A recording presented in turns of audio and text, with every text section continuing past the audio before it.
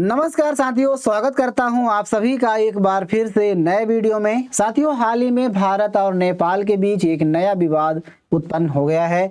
इसके पीछे की वजह है कैलाश मानसरोवर की यात्रा। साथियों, भारत सरकार के द्वारा अपने श्रद्धालुओं को प्रत्येक वर्ष कैलाश मानसरोवर की यात्रा के लिए भेजा जाता है और उसके लिए पूरा एक विस्तृत कार्यक्रम जारी किया जाता है जिसमें सारी जानकारी बताई जाती है। ठीक उसी प्रकार से 2026 की यात्रा के लिए भारत सरकार के विदेश मंत्रालय के द्वारा इसका पूरा विस्तृत कार्यक्रम और शेड्यूल जारी किया गया है, जिसको लेकर के नेपाल ने कड़ी आपत्ति जताई है। अब साथियों, नेपाल की आपत्ति जताने की पीछे वजह क्या है, तो मैं आपको बता दूं कि नेपाल और भारत के बीच सीमा में कई क्षेत्रों को लेकर के विवाद है। और साथियों, कैलाश मानसरोवर के लिए जो सबसे महत्वपूर्ण मार्ग माना जाता है वो लिपुलेख दर्रे से होकर के गुजरता है। साथियों, लिपुलेख दर्रा भारत और नेपाल के बीच विवाद का जगह बना रहा है। आए दिन तनावपूर्ण देखने को मिलते हैं। और जो आपत्ति अभी हाल ही में जताई गई है नेपाल के द्वारा, उन्होंने कहा है कि जो लिपुलेख दर्रा है, लिपुलेख दर्रे के जो आसपास के क्षेत्र हैं वो नेपाल का क्षेत्र है और नेपाल ने इस पर आपत्ति जताई है। और नेपाल ने कहा है कि कोई भी भारतीय तीर्थयात्री लिपुलेख दर्रे से मानसरोवर की यात्रा ना करें, जिसके बाद साथ ही विवाद उत्पन्न हो गई है। भारत सरकार के द्वारा भी कड़ी प्रतिक्रिया जारी की गई है। आज हम इस वीडियो में इस खबर के बारे में विस्तार से चर्चा करेंगे। इसके अलावा विवाद की क्या वजह है, किन क्षेत्रों को लेकर विवाद हो रहा है, साथ ही भारत का इस पर क्या स्टैंड है, इस पर भी हम चर्चा करने वाले हैं।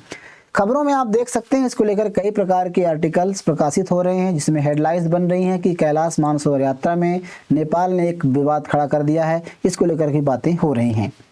अब साथियों, बात करें कैलाश मानसरोवर यात्रा की। साथियों, भारत सरकार अपने श्रद्धालुओं को प्रत्येक वर्ष कैलाश मानसरोवर के लिए यात्रा के लिए भेजता है। साथियों, हिंदू धर्म के अलावा बौद्ध धर्म, जैन धर्म के अनुयायी भी इस यात्रा में शामिल होते हैं। साथियों, कैलाश मानसरोवर यात्रा भारत से शुरू होकर के और चीन का जो अधिकृत क्षेत्र है तिब्बत, जहाँ पर कैलाश पर्वत स्थित है, वहाँ तक की होती है। इसमें कई सारे मार्ग पड़ते हैं, काफ़ी लंबा एरिया पड़ता है और उसकी जो पूरी निगरानी है, पूरा देख रेख है, वो भारत के विदेश मंत्रालय के द्वारा किया जाता है। साथियों, इसके पौराणिक महत्व और ऐतिहासिक और धार्मिक महत्व के बारे में बात करें तो भारत के जो वेद हैं, जो ऋग्वेद में खास करके 10वें मंडल के सूक्त 121 में कैलाश पर्वत का जिक्र किया गया है, जिसमें कैलाश पर्वत नाम दिया गया है और कैलाश भगवान शिव का नाम है। एक तरह से कैलाश पर्वत को भगवान शिव का निवास स्थान भी बताया जाता है। इस प्रकार की पौराणिक जो मान्यताएं हैं वो मिलती हैं। साथियों, बात करें जैन धर्म के लोगों की, तो जैन धर्म की मान्यता ये है कि वहाँ पर भगवान ऋषभदेव जो जैन धर्म के प्रथम तीर्थंकर थे, उनको यहाँ पर निर्वाण प्राप्त हुआ था, निर्वाण मिला था। इसके अलावा बौद्ध धर्म के अनुयायियों के लिए भी एक बहुत बड़ा केंद्र बिंदु माना जाता है, ब्रह्मांड का केंद्र बिंदु माना जाता है, ऐसा यहाँ पर बताया गया। तो यानी कि काफी महत्वपूर्ण ये यात्रा मानी जाती है। अब साथियों, इस यात्रा के इतिहास के बारे में थोड़ा हम बात कर लेते हैं ताकि आगे की चीजें आपको समझने में आसानी होगी। दरअसल हिंदू ग्रंथों में, पुराण, महाभारत आदियों में कैलाश का उल्लेख मिलता है। जैसा कि मैंने आपको बताया, वैदिक काल, उत्तर वैदिक काल में इसका उल्लेख मिलता है। इसके अलावा भारत के साधु संत और श्रद्धालु यहाँ आने जाने लगे थे। उस समय यहाँ कोई आधिकारिक यात्रा नहीं थी, बल्कि व्यक्तिगत तीर्थ यात्रा और तपस्या के लिए इसका इस्तेमाल किया जाता था। पहले से ही प्राचीन परंपरा रही है। इसके अलावा साथियों, भारत ने सदियों जो व्यापारी वर्ग के लोग थे वो भी इस पर आते थे। जैसे देख सकते हैं कि उत्तराखंड के कुमायूं क्षेत्र व्यापारी और साधु इस मार्ग का उपयोग करते थे। यही मार्ग बाद में पारंपरिक रूट बना है। यानी कि ये काफी लंबे समय से यात्रा का मार्ग रहा है। अब जब ऐसा रहा है तो फिर ये विवाद क्यों उत्पन्न हो गया है। दरअसल साथियों, जो तिब्बत वाला एरिया है, 1950 में तिब्बत में चाइना ने कब्जा कर लिया था।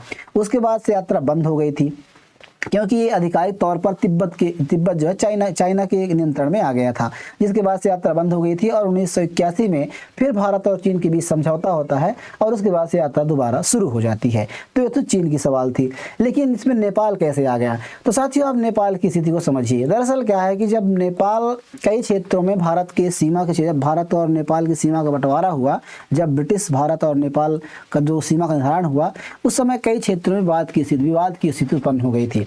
आप देख सकते हैं ये नेपाल है। भारत के बड़े मैप में आप देखेंगे तो नेपाल कहलाता है, भारत का पड़ोसी देश है। और उत्तराखंड हो, उत्तर प्रदेश हो, बिहार हो, सिक्किम हो, इन क्षेत्रों से भारत का सीमा साझा करता है। मतलब काफ़ी ज़्यादा मात्रा में भारत के साथ सीमा साझा करता है। ऐसे में साथ जो विवाद है, हालांकि इधर सिक्किम डोकलाम में विवाद है। इसके अलावा जो प्रमुख विवाद जो अभी स्थिति बनी हुई है वो उत्तराखंड के कुछ स्थितियों को लेकर के है। उत्तराखंड में साथियों काला पानी, लिपुलेख पास और लिम्पुधरा पास ये प्रमुख पासेस हैं, जिसको लेकर के नेपाल अपना दावा करता है कि ये नेपाल का हिस्सा है। अब मैं इसको मैप में समझाने का प्रयास करता हूँ। आप देख सकते हैं ये नेपाल का मैप है। ये जो आप पीले कलर में देख रहे हैं साथियों, ये नेपाल का दावा करता है, लेकिन ये भारत के कब्जे में है। और काला पानी, लिपुलेख, ये प्रमुख दर्रे माने जाते हैं जहाँ से मानसरोवर की यात्रा होती है। जैसा कि आप देख सकते हैं, बात करें कैलाश मानसरोवर की जो ऊंचाई है वो काफ़ी ज़्यादा है, 21,770 फीट के आसपास की ऊंचाई होती है। और इसके अलावा उत्तराखंड 21.77 हज़ार फीट की ऊंचाई है। और उत्तराखंड के लिपुलेख से कैलाश मानसरोवर यात्रा वो सिर्फ 65 किलोमीटर की होती है। मतलब ये जो लिपुलेख दर्रा है, जो भारत का दर्रा है उत्तराखंड में, यहाँ से लेकर सिर्फ 65 किलोमीटर की होती है।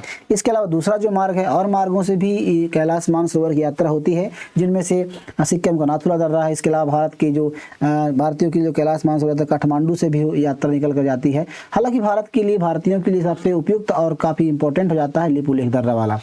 तो साथियों इसमें क्या है कि जो स्थान है जैसे लिपुलेख, काला पानी और लिम्फोदरा, इन क्षेत्रों को नेपाल अपना हिस्सा बताता है। अब ये अपना हिस्सा क्यों बताता है, इसके लिए आप देख सकते हैं हाल ही में जो आपत्ति जताई गई, इसके लिए मैंने यहाँ पर ट्विटर पर उन्होंने पोस्ट करके जानकारी दी है। और ये नेपाली भाषा में यहाँ पर उन्होंने बताया है कि जो एरिया है ये भारत का, नेपाल का एरिया है। अब साथियों ऐसा दावा क्यों करता है, तो मैं बता दूं आपको इतिहास के बारे में। दरअसल क्या है कि जब अंग्रेज और नेपाल के राजाओं की भी युद्ध हुआ था, उसके बाद से नेपाल हार गया था। नेपाल के राजा जो है तो हार गए थे। उसके बाद से अंग्रेजों ने क्या किया कि इसका सीमा का निर्धारण कर दिया। और यहाँ से एक नदी निकलती है, काली नदी, जिसे भारत में शारदा नदी के नाम से कहते हैं। तो काली नदी की जो पूर्वी हिस्सा है, ये हिस्सा जो है भारत के हिस्से में आ गया। जो पश्चिमी हिस्सा, यानी कि आप देख सकते हैं काली नदी यहाँ से निकलती है तो कुछ इस प्रकार से बहती है। और भारत की जो सीमा का निर्धारण हुआ वो ऐसे में ये हुआ कि अंग्रेजों के द्वारा कुछ हिस्से को नेपाल को दे दिया गया और कुछ हिस्से को भारत को दे दिया गया। जब भारत आज ब्रिटिश अंग्रेज ले लिए, अंग्रेजों ने ले लिया, तो उसके बाद जब भारत आज़ाद हुआ तो वो हिस्सा पूरा भारत के हिस्से में आ गया। लेकिन नेपाल का दावा करता है कि जो हिस्सा है भारत का पूर्वी, जो इस नदी निकलती है, नदी की इस तरफ का हिस्सा जो है वो नेपाल अपना दावा करता है। लेकिन भारत की जो दी गई थी वो पूरी हिस्सा यहाँ से दी गई थी और भारत के हिस्से में थी। आप इसको इस मैप में इस प्रकार समझ सकते हैं कि ये जो आप एरिया है, ये जो एरिया है आप देख सकते हैं, ये पूरा भारत का मैप है। यहाँ से पूरा ये भारत का हिस्सा है, लेकिन इसको दावा नेपाल करता है। तो इन क्षेत्रों को लेकर के विवाद है। हाल ही में साथियों कैलाश मानसरोवर यात्रा के लिए 2026 का भारत सरकार ने जो शेड्यूल जारी किया है, तो नेपाल भी इसमें एक्टिव हो गया है और आपत्ति जताई है। आप देख सकते हैं नेपाल का पूरा शेड्यूल जारी किया गया, रूट जारी किया, इसमें पूरे दिल्ली से लेकर के शुरू हो गया और इसके बारे में पूरे यहाँ पर बताया गया है। 2 रूटों में 110 बैचों में कुल 1000 श्रद्धालु यात्रा करेंगे, जिसके लिए लिपुलेख रूट से 500 यात्री शामिल होंगे। तो इस प्रकार से पूरा रूट जारी किया गया है।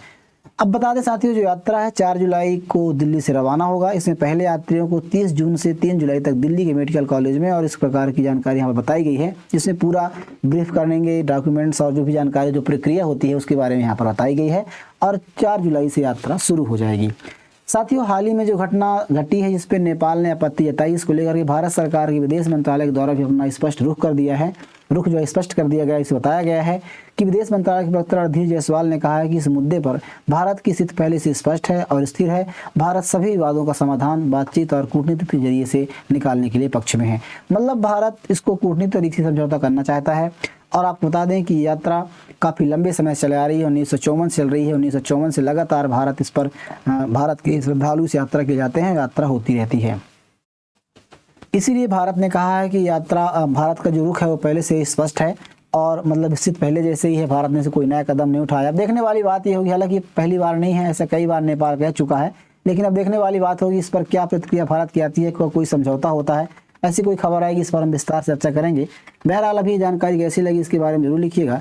जानकारी पसंद आई तो वीडियो को लाइक कीजिए, चैनल को जरूर सब्सक्राइब कर लीजिएगा। मिलते हैं किसी ऐसे नए इन्फॉर्मेशन वीडियो के साथ, तब तक के लिए नमस्कार।